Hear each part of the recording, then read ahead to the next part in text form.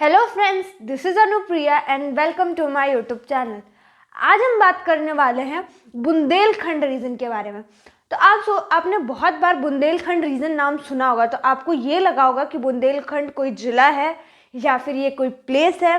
तो ऐसा नहीं है।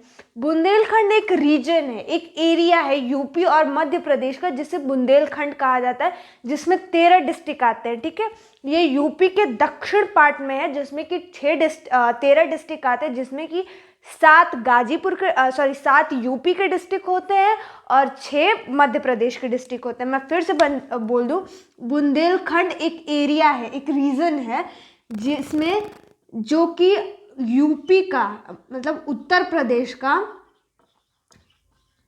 प्रदेश का दक्षिण वाला पार्ट, जो दक्षिण मतलब साउथ वाला पार्ट कवर करता है, और एमपी का नॉर्थ वाला पार्ट, आप नॉर्थ ईस्ट भी कह सकते हो। नॉर्थ ईस्ट का पार्ट मतलब उत्तर का पार्ट कवर कर, मतलब मध्य प्रदेश के स्टार्टिंग का और उत्तर प्रदेश के लास्ट का मतलब दक्षिण का। ठीक है, तो आज हम ऐसा क्या होगा कि हम बुंदेलखंड रीजन के बारे में बात करने वाले हैं।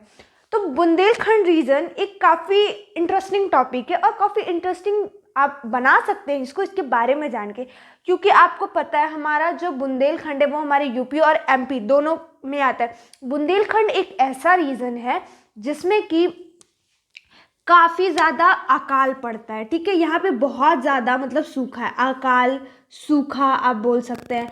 यहाँ पे ना इतना सूखा है कि जब गर्मियाँ पड़ती हैं इधर, तो जो ज़मीनें होती हैं वो फटने लगती हैं, मतलब ज़मीनों में दरार आने लगते हैं। और इसके पीछे का सबसे बड़ा रीज़न ये है कि आप जानते हैं जो ट्रोपोस्फियर होता है, जिसको हम लैंड, जिस पे हम रहते हैं, हमारा क्रस्ट, इसी को हम ट्रोपोस्फियर कहते हैं। वहाँ की ज़मीनों पे सबसे ज़्यादा ग्रेनाइट पाया जाता है, और ग्रेनाइट ना पानी को बहुत ज़्यादा सोखता है। तो इस वजह से वहाँ पे पानी की बहुत ही ज़्यादा किल्लत है। प्लस वहाँ की जो आधी पॉपुलेशन है, आधी मतलब मेजॉरिटी में जो पॉपुलेशन है, जो मेजॉरिटी में जो लोग, अधिकतम लोग वहाँ पे कृषि पे डिपेंडेंट होते हैं। कृषि मतलब एग्रीकल्चर पे। लेकिन वहाँ पे पानी की किल्लत होने की वजह से, वहाँ पे सूखा होने की वजह से, वहाँ पे जो मतलब फसल है वो खराब हो जाती है। वहाँ पे बहुत ही ज़्यादा भुखमरी है, बेरोजगारी है। ये सबसे ज़्यादा प्रॉब्लम है हमारे बुंदेलखंड की।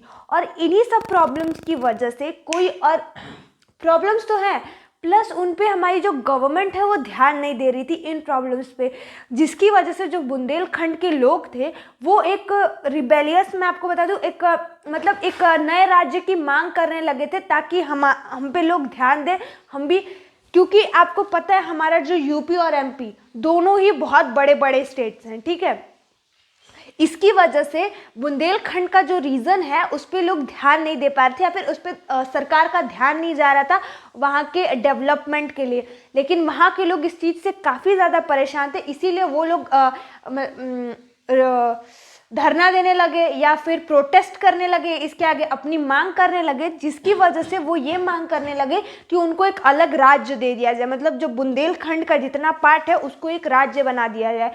ठीक है, लेकिन इसी प्रॉब्लम को मतलब सॉल्व करने के लिए, जब सरकार की नज़र में ये चीज़ें आई, और इसी प्रॉब्लम को सॉल्व करने के लिए हमारे जो सीएम है योगी आदित्यनाथ ने, वहाँ ने अभी हाल में ही दो डैम्स का उद्घाटन किया है, जो कि चित्रकूट में है, जिसको एक रसीन डैम है, ये है, और एक आपका है चिलिमल डैम। ठीक है, ये 2 डैम है जिनका अभी हाल ही में उद्घाटन किया गया है। वहाँ पे ये चित्रकूट में दोनों डैम्स का उद्घाटन किया गया है, और ये किसके द्वारा किया गया? योगी आदित्यनाथ के द्वारा किया गया है। ठीक है, तो ये मेरा मेन रीज़न था ये बताने का कि बुंदेलखंड में इतना पिछड़ा एरिया है। वो आपको पता है हमारा जो यूपी है अब काफ़ी डेवलपमेंट करा है, लेकिन उसके बावजूद जो बुंदेलखंड का एरिया है वो काफ़ी ज़्यादा पिछड़ा है, हर एक चीज़ में पिछड़ा है।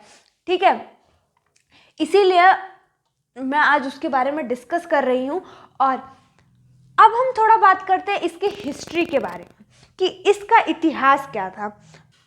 अब हम बात करने वाले हैं बुंदेलखंड के हिस्ट्री के बारे में, कि बुंदेलखंड का रीजन का नाम बुंदेलखंड कैसे पड़ा।